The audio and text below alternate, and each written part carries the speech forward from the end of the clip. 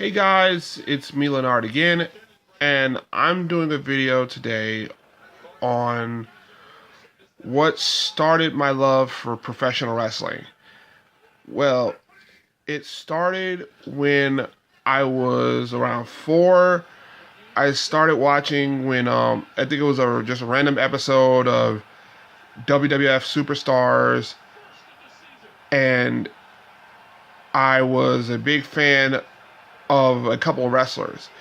The first one that really got my attention was, I believe it was around 91, so it was like Macho Man Randy Savage, because I liked his style, his pomp and circumstance, which is coincidentally the title of his theme music, because it was like graduation theme music. So whenever you ever go to graduation, you ever see someone twirling around going, "Ooh yeah," it would be like Macho Man Randy Savage.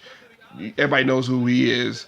The other wrestler that was like got my attention was Bret Hart, because he was a wrestler who wore pink and black, and his finisher was a submission hold called the sharpshooter. And as you know, I have a Bret Hart poster, and he's like my all-time favorite wrestler.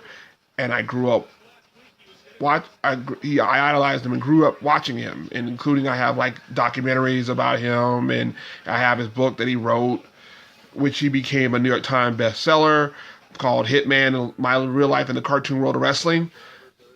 And another wrestler I watched was when I was a young kid that kind of spooked me a little bit was The Undertaker, when he showed up, because it was like this big giant guy who was no selling almost everything and everyone moves, and his finisher was called the Tombstone Pile Driver, and he was gonna take people's souls and stuff like that. And when you're like around 4 or 5 years old, it kind of freaks you out that there's guys like him exist.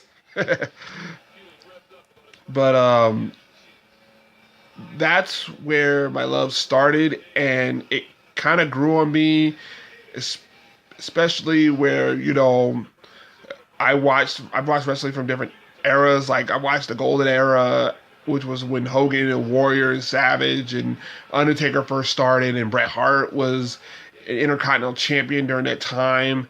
And then the New Generation era, where Bret took over as like the number one babyface, and you had Shawn Michaels, who became Intercontinental Champion, British Bulldog. You had Razor Ramon and Diesel.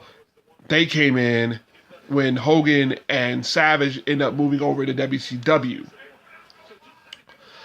And then I watched Lex Luger when he was in WWF, when he was the narcissist. Then he became Lex Luger Made in the USA, which was a watered down version of Hulk Hogan.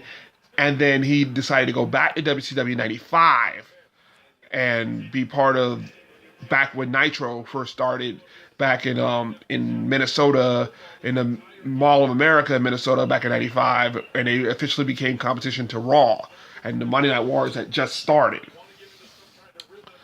I also remember the Attitude Era, and I grew up watching, like I said, in my around 12 or 13 years old, the Attitude Era, watching Rock and Austin and DX, and also watching the NWO with WCW with the NWO, and Sting with his crow gimmick, and saw Goldberg during the height of his peak of his powers when it came to being a wrestler, and his famous streak that he had started, like 161 and 0. I also watched the Ruthless Aggression Era, which had Triple H became the top guy on Raw, at least, and you had Undertaker with his biker gimmick, and eventually evolved back to being the Dead Man. You also had the smaller guys end up winning more championships, like you saw Chris Benoit become World Heavyweight Champion at WrestleMania 20. Eddie Guerrero became WWE Champion at No Way Out 2004, and Rey Mysterio became World Heavyweight Champion in 2006. But we all know that Rey won because of the fact that, well, Eddie had just recently died, so they decided to give Rey this big push into becoming champion. I I I still currently watch wrestling now. In the current generation, my current favorite wrestler is Roman Reigns. If my friends can attest to you that I'm a huge fan of Roman, and that may be a huge, oh my God, he likes Roman Reigns. He's not a real wrestling fan. It may trigger a lot of people because I say I like Roman Reigns. But the thing is, I'm a traditional wrestling fan where basically you cheer for the bad guys, you cheer for the good guys, you boo the bad guys. You're supposed to do that in pro wrestling. You're supposed to boo the bad guys. It means they're doing their job if you're booing them. But I guess the NWO changed a lot of stuff where the NWO and DX made cheering for the bad guys cool.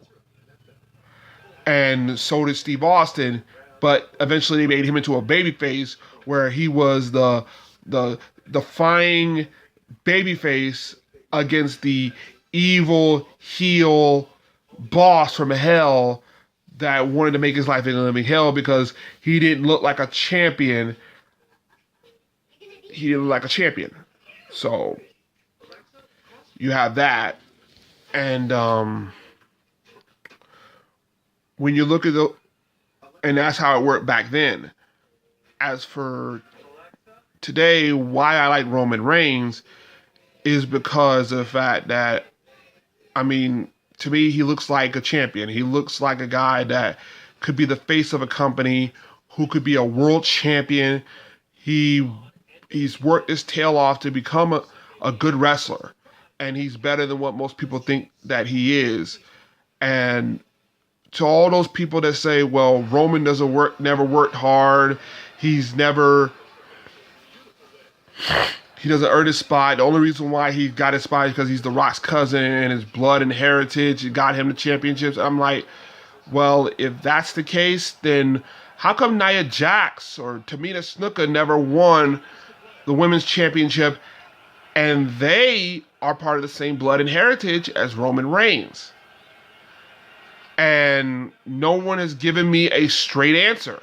No one. And the truth is, it's because, plain and simple, like I said, Roman worked his tail off to get where he's at, and he's one of the highest selling merchandise wrestlers in the world, in WWE right now. While Tamina Snuka and Nia Jax are not. Sasha Banks and Bayley are when it comes to women's division. And so is Alexa Bliss. And I don't like Alexa Bliss, but there's a lot of guys for particular body part reasons that like Alexa Bliss, even though she's a typical heel woman that says call women skanks and whores and blah blah blah blah, that does that stuff. I mean, hell, just look at her promo she did with Mickie James where she called her an old lady, like she was a 10-year-old. She called her old lady like a 10-year-old would call their mom, like, you're an old lady. Ugh, that's just terrible. But, and then also, if you look at that fact, it's about merchandising sales, and it's about if you can move the meter as a wrestler. Because with Roman Reigns, he moves the meter when it comes to Monday Night Raw. That's why he is the top guy. That's why he's constantly in the main event. That's why he's constantly on pay-per-view main events. It's because when he's there, he garners the attention. When you hear his theme music hits, the crowd, positively or negatively, are always in a buzz when he's in the arena, when he's in the ring. So that's why. No other wrestler can say that. Not Finn Balor, not Kevin Owens, not anyone. No disrespect to those guys, but they just can't. And if you're able to do those kind of things, then you will be the top guy in your business. And that's what I have to say about why my love for wrestling and why I currently still love it to this day. Thank you guys for watching the video again. Just comment section to see your opinion on the video. Make sure to like and subscribe and check out for my next video, guys. Thank you for watching, and I'll see you next time. Peace.